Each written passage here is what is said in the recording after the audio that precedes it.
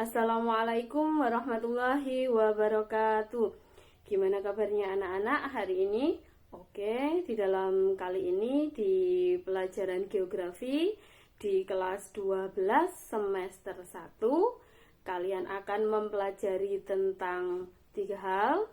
Di mana 3 hal itu terdiri dari untuk yang pertama itu adalah memahami konsep wilayah dan perwilayahan dalam perencanaan tata ruang wilayah nasional, provinsi, dan kabupaten atau kota. Untuk materi yang kedua, kalian akan mempelajari tentang menganalisis struktur keruangan desa dan kota, interaksi desa dan kota, serta kaitannya dengan usaha pemerataan pembangunan. Untuk yang ketiga, kalian akan mempelajari tentang menganalisis jaringan transportasi dan tata guna lahan dengan peta atau sistem informasi geografi serta penginderaan jauh dan kaitannya dengan pengembangan potensi wilayah dan kesehatan lingkungan. Oke, itu 3 hal yang akan kalian pelajari di dalam semester 1. Untuk yang materi pertama, yaitu tentang wilayah dan perwilayahan, silahkan disimak video berikutnya. Oke, sekian dari saya sampaikan. Terima kasih, selamat belajar di rumah, jaga kesehatan. Wassalamualaikum warahmatullahi wabarakatuh. Assalamualaikum warahmatullahi wabarakatuh. Good morning student, how are you today? Now we will learn about geography. I hope you still healthy and keep spirit. Pay attention to my explanation.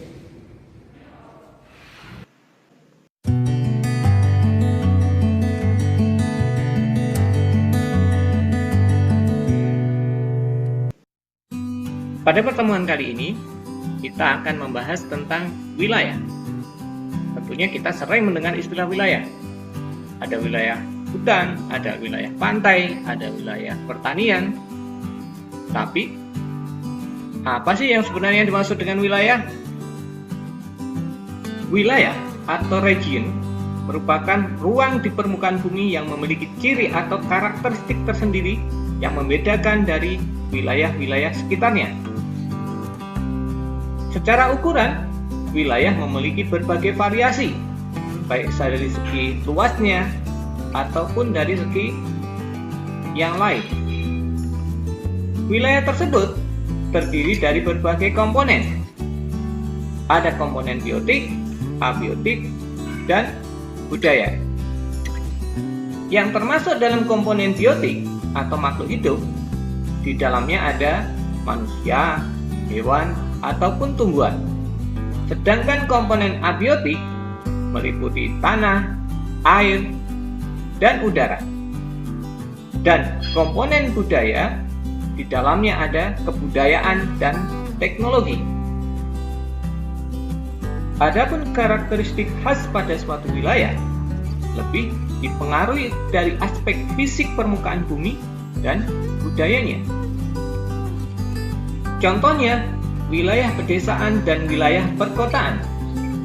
Dua wilayah ini bisa dibedakan berdasarkan mata pencahariannya, budayanya, interaksi antar masyarakatnya, ataupun dalam hal penggunaan lahan di wilayah tersebut.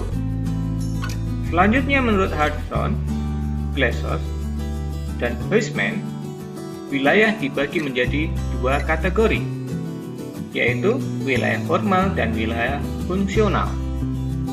Yang dimaksud dengan wilayah formal adalah suatu wilayah di muka bumi yang dicirikan berdasarkan keseragaman atau homogenitas tertentu, atau sering disebut sebagai uniform region atau wilayah yang seragam.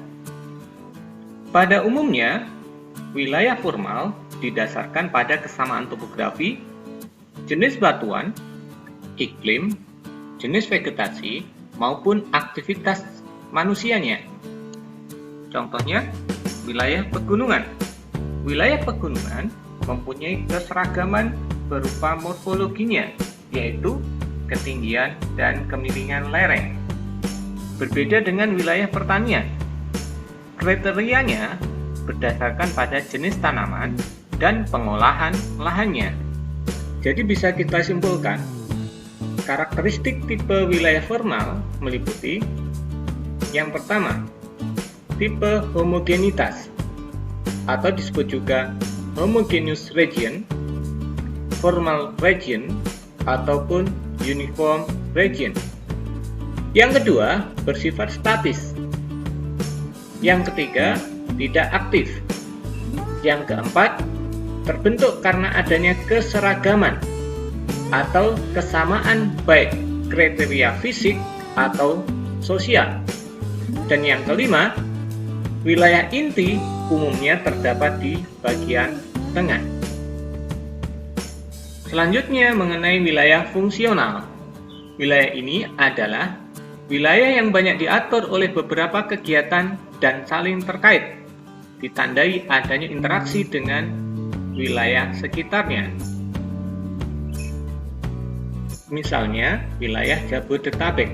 Secara fisik memang berbeda atau heterogen, namun secara fungsional saling berhubungan dalam memenuhi kebutuhan hidup di setiap wilayahnya.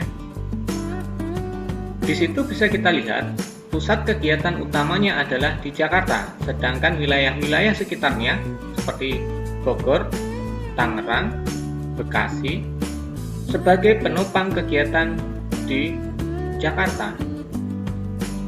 Sedangkan karakteristik tipe wilayah fungsional yaitu 1. Tipe heterogenitas atau disebut juga functional region, organic region, ataupun nodus region. Yang kedua, bersifat dinamis. Yang ketiga, aktif. Yang keempat, terbentuk karena adanya kesamaan kenampakan.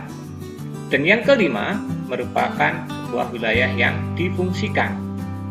Selain itu, wilayah fungsional itu mempunyai beberapa ciri-ciri. Yang pertama adalah adanya arus barang, gagasan, dan manusia. Sedangkan yang kedua, punya pusat kegiatan yang berhubungan dengan wilayah sekitar.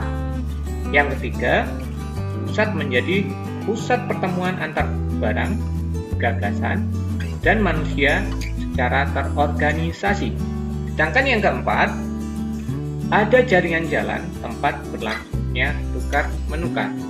Selanjutnya, pembahasan tentang pewilayahan atau regionalisasi. Merupakan proses penggolongan wilayah berdasarkan ciri-ciri dan kriteria tertentu.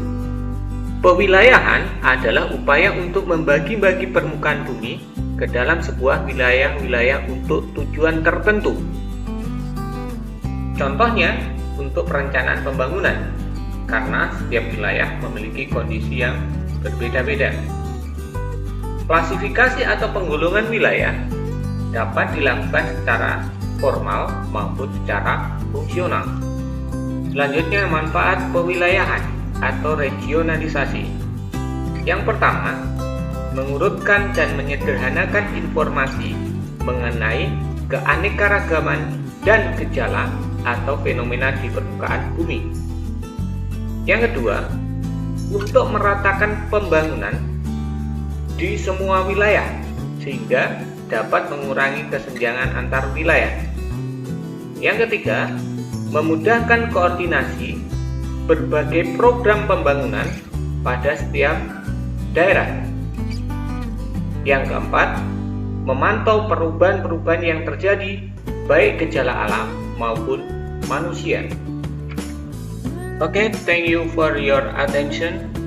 See you next time with my video. Wassalamualaikum warahmatullahi wabarakatuh.